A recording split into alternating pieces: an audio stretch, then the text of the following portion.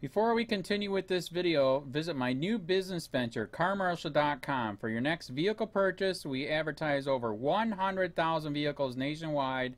That's carmarshal.com. The link is in the description. Police want to use graphic video of them killing a man to train cops on good use of force. Denver cops want to use a deeply disturbing video of them killing a man, which was the impetus behind the suspensions given to several officers, for training.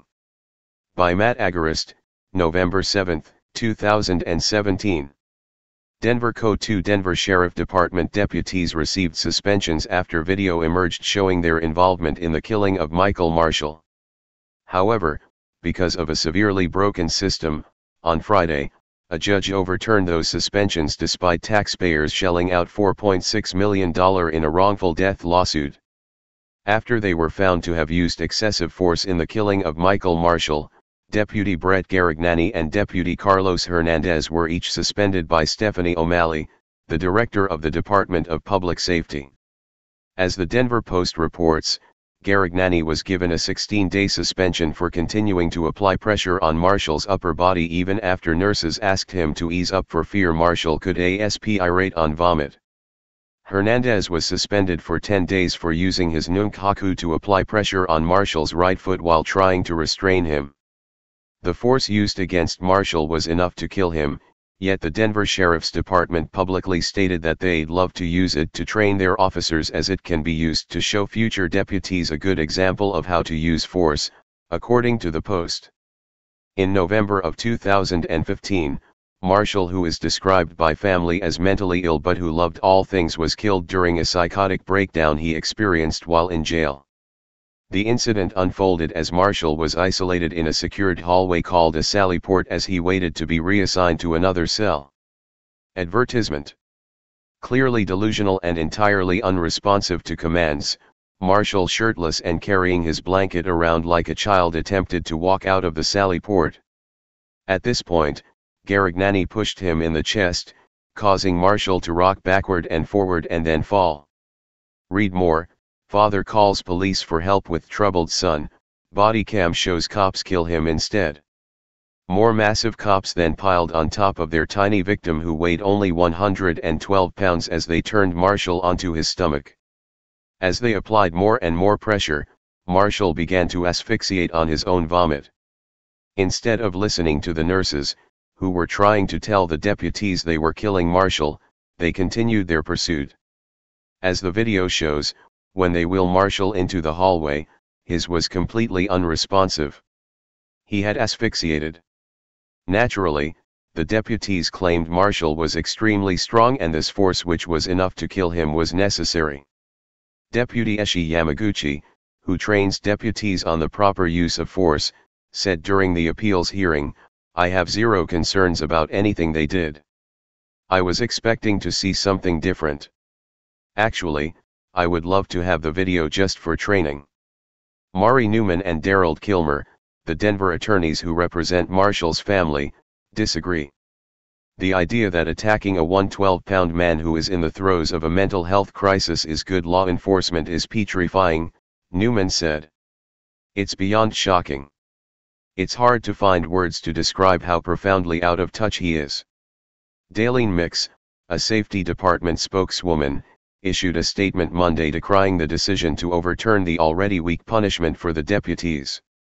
The hearing officer's decision to reverse our disciplinary orders severely undermines our authority as an employer and prevents us from appropriately disciplining deputies who have violated department rules and regulations, the statement said. The hearing officer should not have substituted his judgment for that of the departments. Read more. This is how Ukrainian protesters attack an armored personnel carrier. The idea that police would want to use a video of officers using enough force to kill a small man as a training video to show a good example of force is shocking, to say the least. Even the safety department agrees. The trainer's statement is very concerning and it does not align with the department's position on use of force and the de-escalation tactics employees are required to follow, Mix said. Below is a deeply disturbing video showing the level of incompetence police exhibit when dealing with those in a mentally diminished state. Marshall should have never been in jail in the first place, as it was his mental illness that landed him there in the first place for disturbing the peace.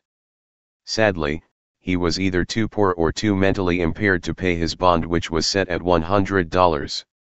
Camera angle 1, from the Sally Port.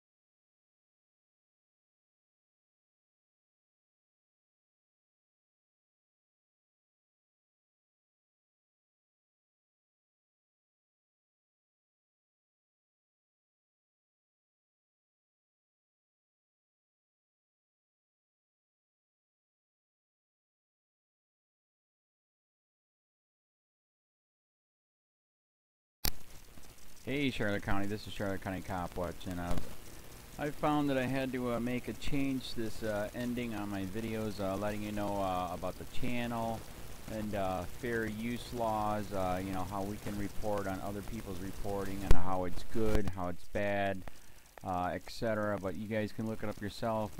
It is legal. It's in there.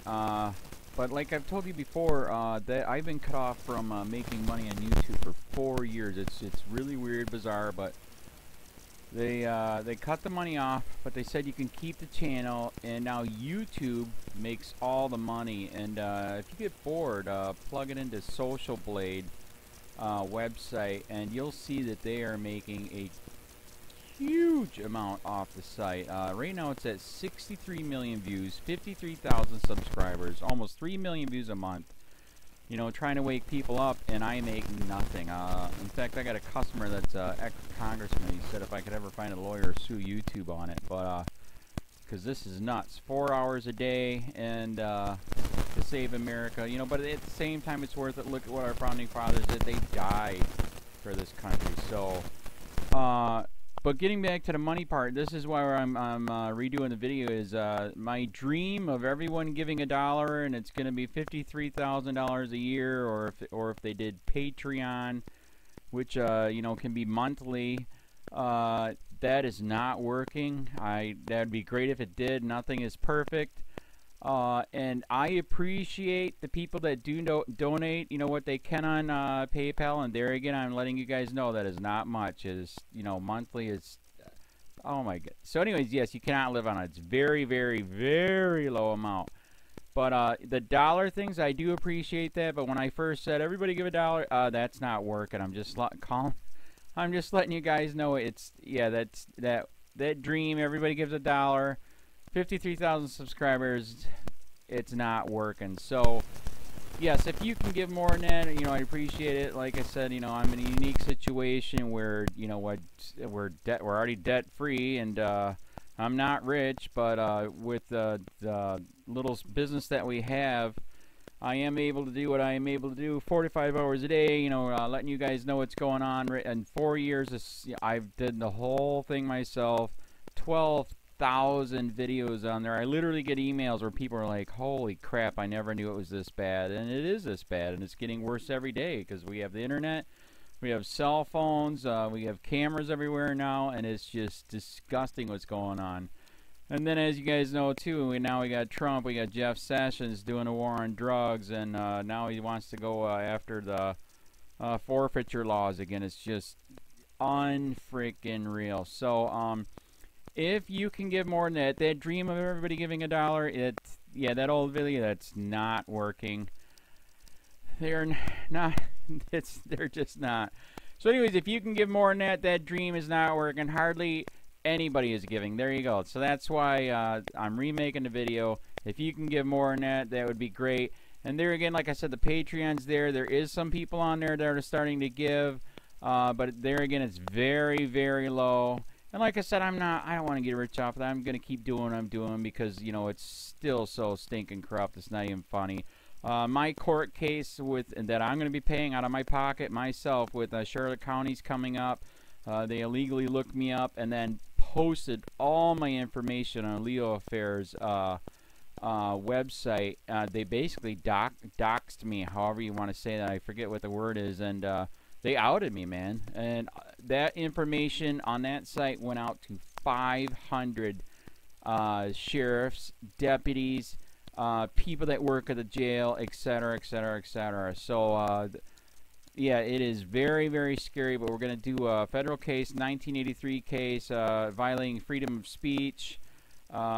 We have 17 cameras in the house now. We got 2 cameras in the car. I always carry a camera plus a cell phone.